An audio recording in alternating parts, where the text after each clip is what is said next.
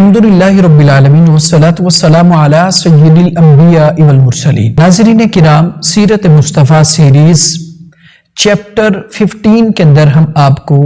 اہلا وسہلا مرحبا کہتے ہیں۔ ناظرین کرام، آقا علیہ الصلوۃ والسلام جب انتہائی پوشیدہ طور پر نہایتی رازداری کے ساتھ تبلیغ اسلام کا فریضہ ادا کر رہے تھے، اور اسی درمیان میں عورتوں میں سب سے پہلے کون اسلام لایا؟ ناظرین آپ کو معلوم ہے؟ جی ہاں، میں آپ کو بتاتا ہوں۔ عورتوں کے اندر سب سے پہلے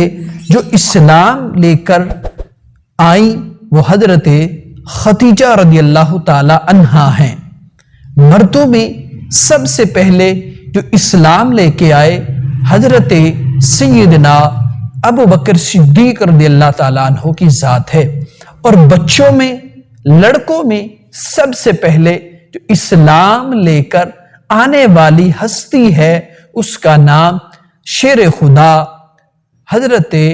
علی المرتضی شیر خدا کرم اللہ تعالی وجہ الکریم کی ذات ہے۔ اور غلاموں میں جو سب سے پہلے اسلام قبول کرتے ہیں حضرت زید بن حارثہ رضی اللہ تعالی عنہ کی ذات ہے۔ اور حضرت ابوبکر صدیق کی دعوت و تبلیغ سے جو اسلام لے کے آتے ہیں وہ حضرت عثمان غنی ہیں، حضرت زبیر بن عوام ہیں، حضرت عبد الرحمن بن عوف ہیں، حضرت سعد بن ابی وقاص ہیں، حضرت طلحہ بن عبید اللہ ہیں، اور حضرت طلحہ بن عبید اللہ رضی اللہ تعالی اجمعین بھی جلد ہی دامن اسلام کے اندر آ جاتے ہیں۔ پھر یکے بعد دیگرے جوک در جوک جو ہے صحابہ اکرام علیہ رضوان جو ہیں وہ اسلام کے دامن کے اندر آتے جاتے ہیں۔ اور حضرت عمر بن خطاب رضی اللہ تعالیٰ عنہ کی جو ہمشیرہ ہے فاطمہ بنت خطاب، یہ بھی اسلام لے کے آتی ہیں، اور حضور صلی اللہ تعالیٰ علیہ وآلہ وسلم کی چچی حضرت ام فضل حضرت عباس بن عبد المطلب کی جو بیوی ہیں وہ بھی اسلام لاتی ہیں۔ اس کے علاوہ دوسرے بہت سے مرد و عورت نے اسلام لانے کا شرف حاصل کر چکے ہوتے ہیں۔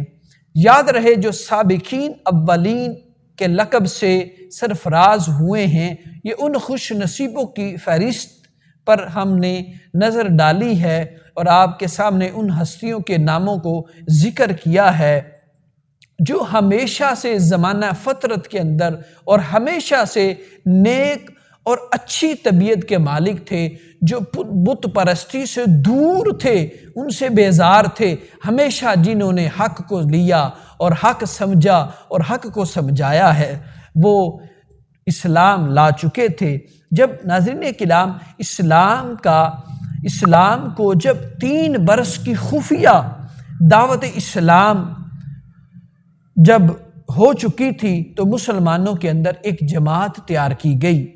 اس کے بعد اللہ نے اپنے حبیب صلی اللہ تعالیٰ علیہ وآلہ وسلم پر سورہ شعراء کی یہ آیت مبارکہ وَأَنذِرْ عَشِيرَتَكَ الْأَقْرَبِينَ، جب اس آیت کا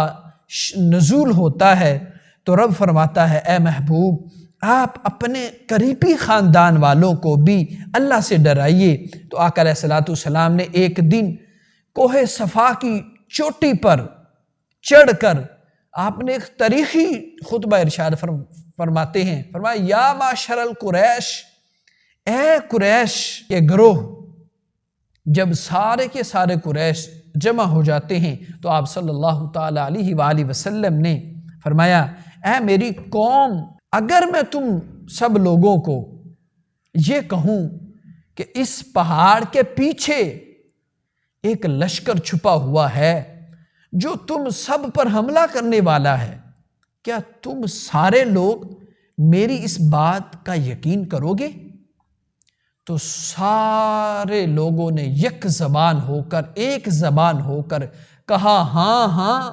ہم یقیناً آپ صلی اللہ تعالی علیہ وسلم کی بات کا یقین کر لیں گے، کیونکہ ہم نے آپ صلی اللہ تعالی علیہ وآلہ وسلم کو ہمیشہ سچا اور امین ہی پایا ہے۔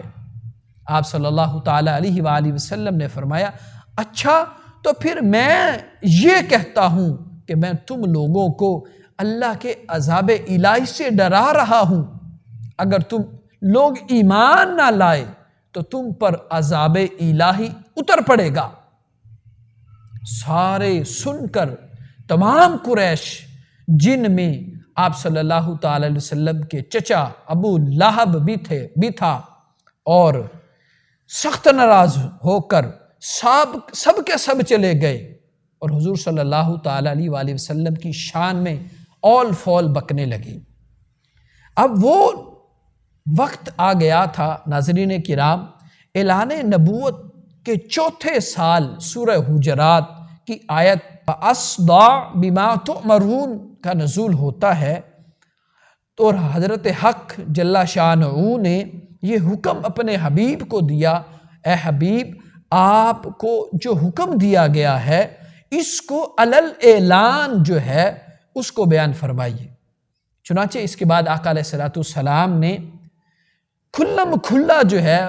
شرک و بت پرستی کو بیان کرنا شروع کر دیا، اور تمام قریش بلکہ تمام اہل مکہ بلکہ پورا عرب آپ کی مخالفت پر اتر آئے، اور آپ صلی اللہ تعالی علیہ وسلم اور مسلمانوں کو ایذا رسائیوں کا ایک طولانی سلسلہ شروع